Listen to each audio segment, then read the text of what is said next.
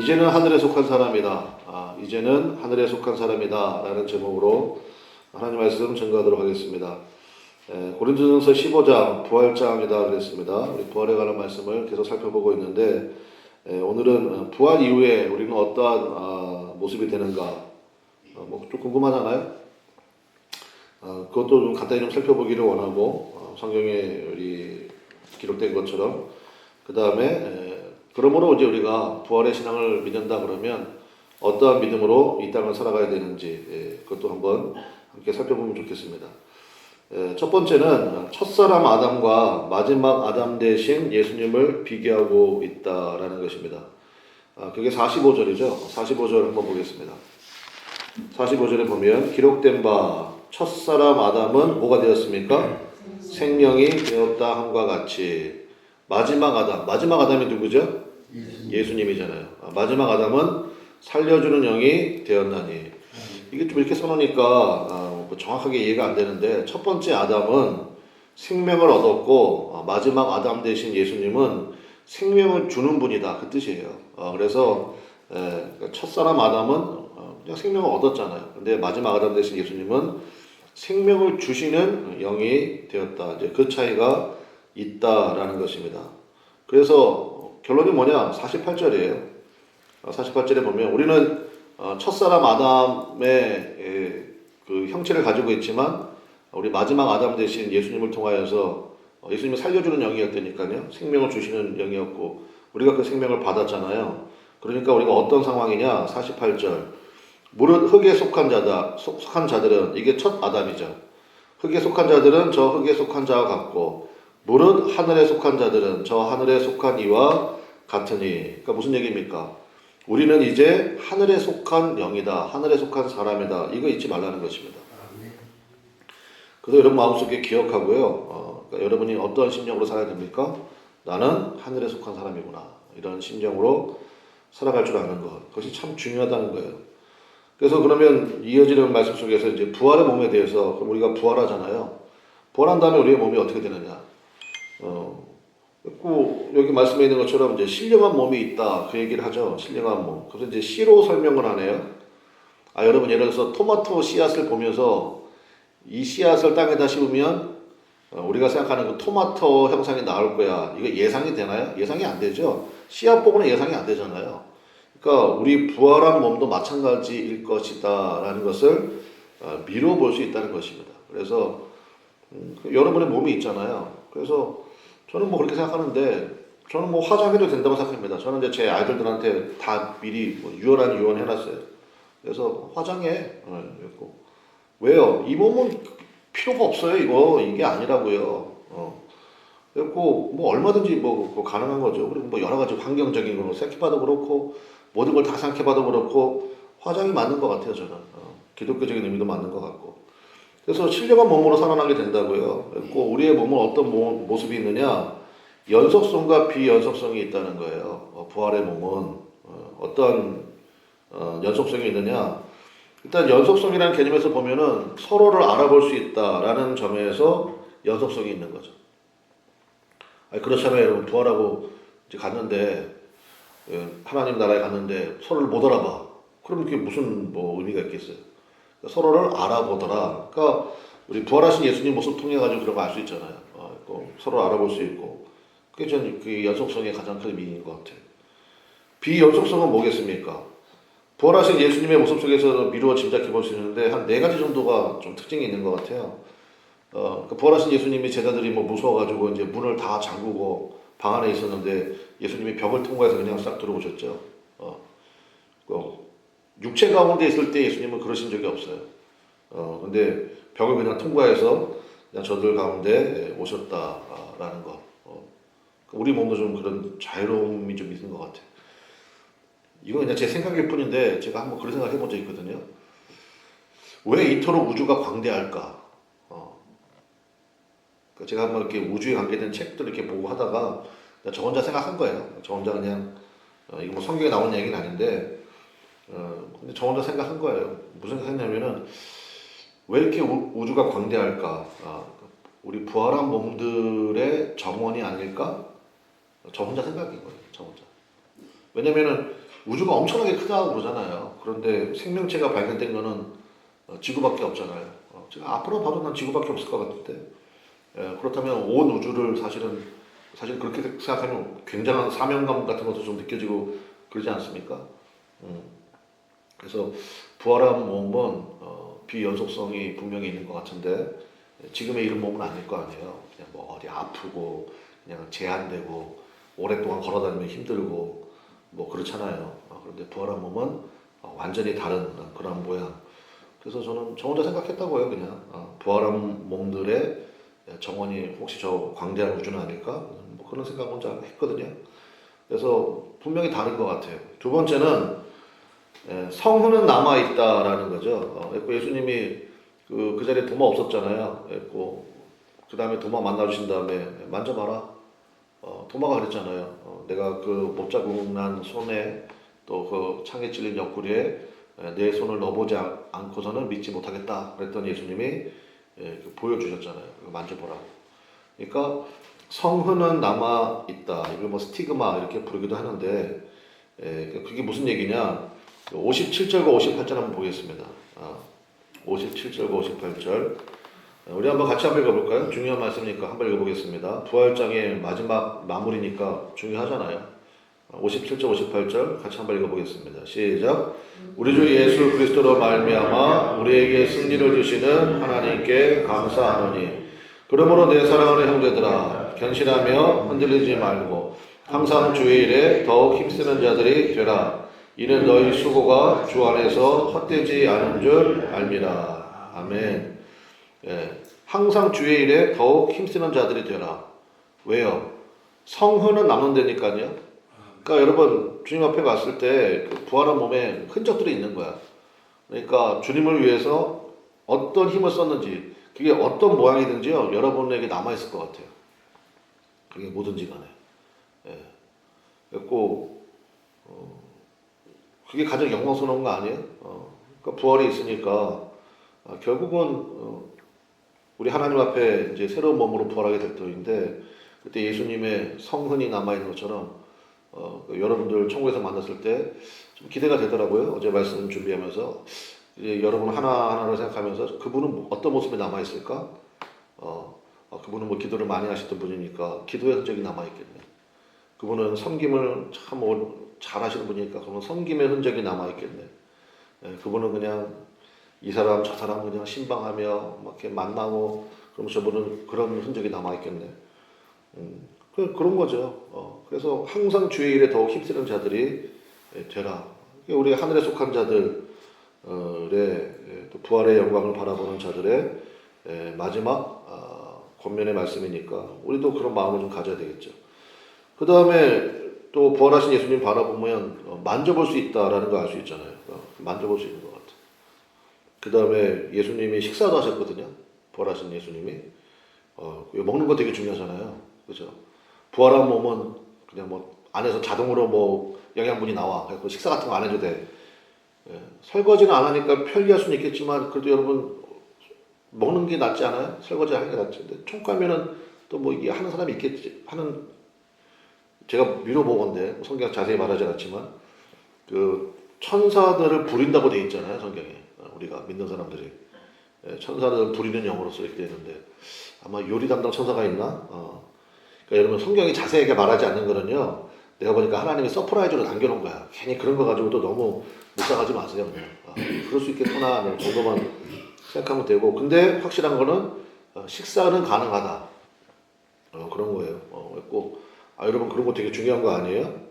특히 남자 같은 경우는 제가 뭐 신방도 해보고 전도도 해보고 하면 밥 먹으면 확 풀리던데 같이 밥만 먹기 시작하면 또 밥 먹으면서 서로 또 깊은 얘기를 할 수도 있고 친근함을 느끼기도 하고 그러잖아요.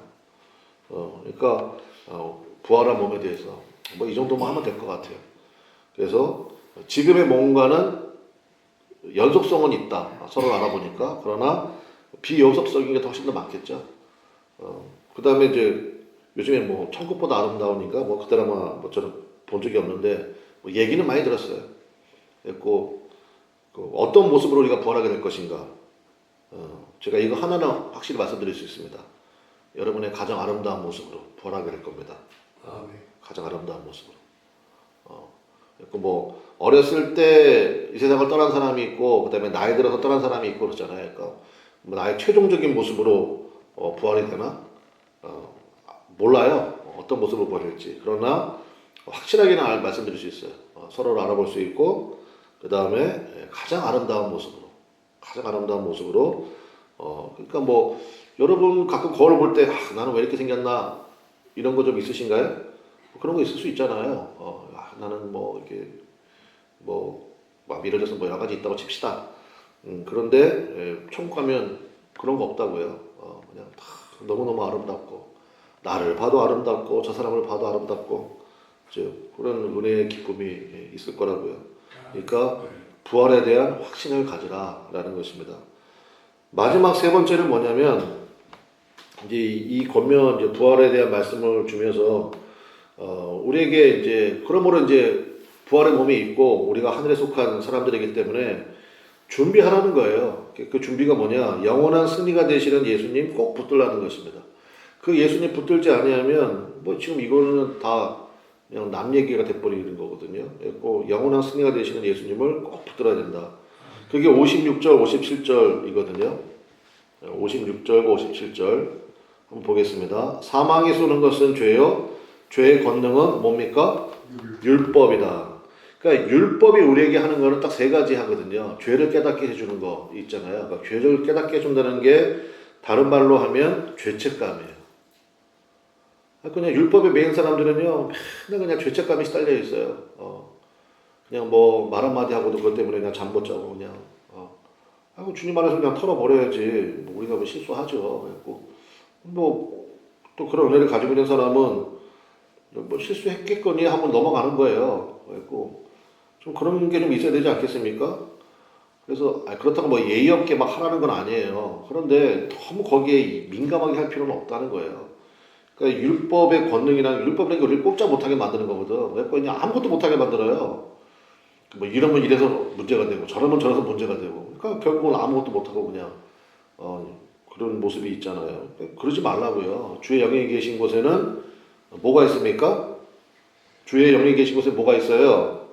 자유함이 있잖아요. 자유함이 주의 영이 계신 곳에는. 그래서 여러분 생명력이라는 게 그런 거 아니에요? 꼭 죄, 그 다음에 죄책감, 그 다음에 여기 말씀에 있는 것처럼 사망, 이것에 대한 완벽한 승리가 예수님을 통해서 우리 가운데 부어졌다고요. 그래서 히브리서에 뭐라고 되어 있습니까? 영단번의 제사 이렇게 얘기하잖아요. 영단번의 제사를 드렸다. 예수님께서. 그러니까 우리는 예수님에게 속한 자들이니까 우리도 그 제사를 함께 예수님과 드린 자들이에요. 영단번의 뜻이 뭐예요? 영원히 한 번에 끝내버리는 완벽한 제사를 드리셨다는 거잖아요. 그걸 우리가 믿어버리는 거예요. 그러면 우리가 이제 예수님에게 속해 있기 때문에 예수님의 승리가 바로 나의 승리가 되는 거 아닙니까? 그 믿음 가지라고요. 그래서 구체적으로 죄에 대한 승리, 죄책감에 대한 승리, 그 다음에 죽음에 대한 승리가 우리 가운데 있다는 거예요. 여러분 이 권세를 믿고 나가는 저와 여러분 되시기를 주님의 이름으로 간절히 축원합니다. 그래서 여러분 과거에 여러분 실수했던 거 뭐 이런 거 좀 주님 앞에 다 좀 털어버리시라고요.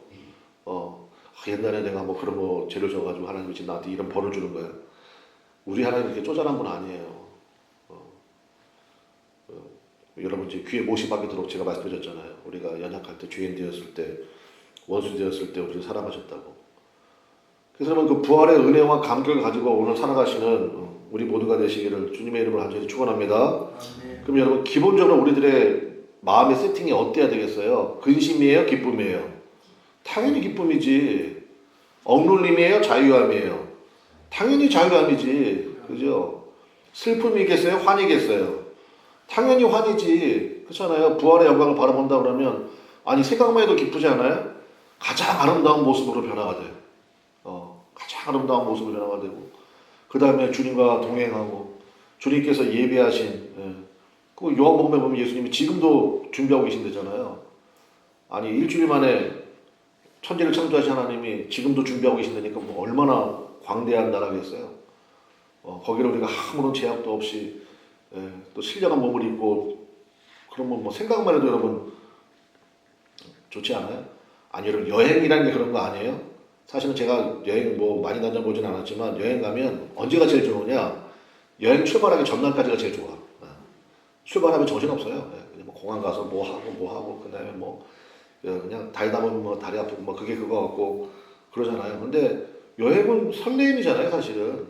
그 전날까지 준비하면서 내가 갈 곳을 한번 상상해보고 뭐 자료도 좀 찾아보고 와 이렇게 멋있는 곳이구나. 그리고 그 다음날 되면 이제 뭐 정신없지. 여행은 그런 것 같아요. 그냥 설레임을 우리에게 주니까 그런 기분이 좀 있는 것 같은데 아니 부활을 좀 생각해 보시라고요. 오늘 부활장이겠습니까? 그래서 15장 사도 바울이 왜 이렇게 부활장을 길게 썼을까? 제가 보기에는 좀 약간 그런 것 같아요. 한 얘기 또 하고 한 얘기 또 하고 약간 그런 게 있는 것 같은데 왜요? 너무 좋으니까. 그리고 이제 고린도 교회를 생각하면서 한마디로 얘기하면 그거잖아요. 여러분들이요 정말 부활을 믿습니까? 부활을 믿는데 왜 그러고 사시나요? 그거 아닌가요? 왜 서로 싸우고 사세요? 왜 세상 것을 추구하세요? 제가 보니까 최고의 권면인 것 같아요. 그래서 여러분 우리들 마음속에도 여러분 부활의 그 감격과 환희를 좀 묵상하면서 오늘 정말 주님 안에서 기쁘고 감사하게 살아가는. 그래서 저는 요즘에 기도하면서 제가 요즘에 그런 생각 되게 많이 들거든요.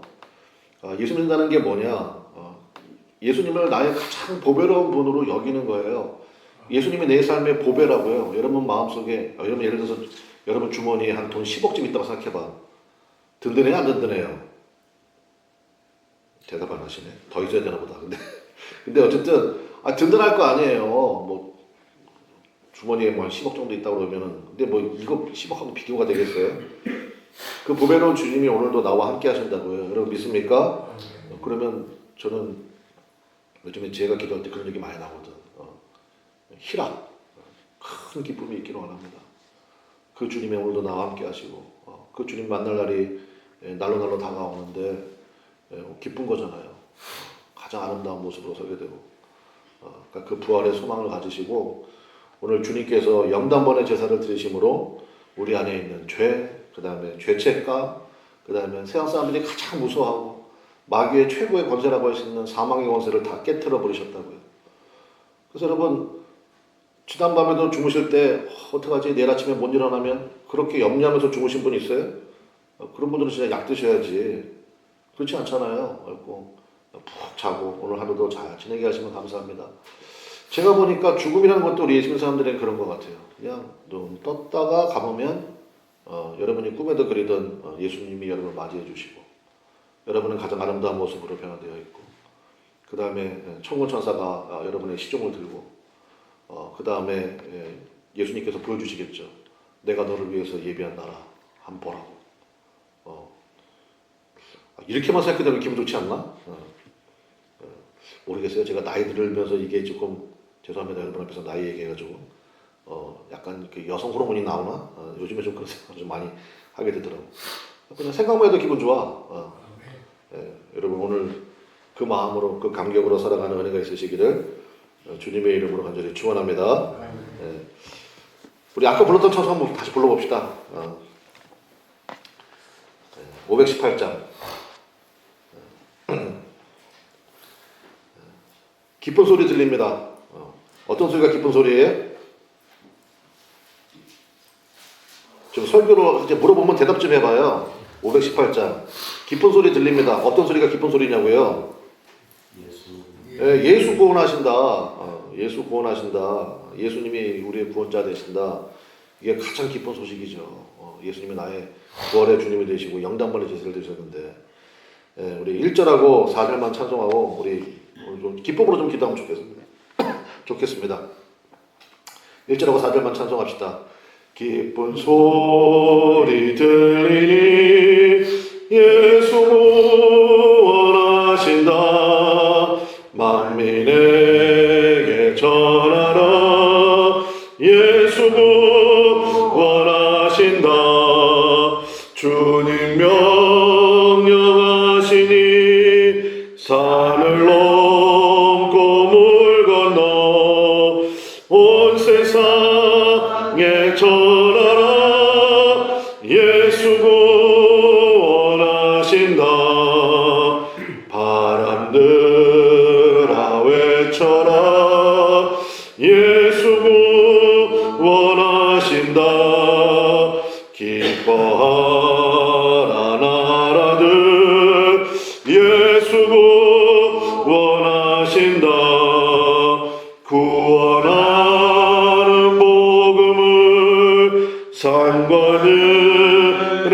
찬양하라.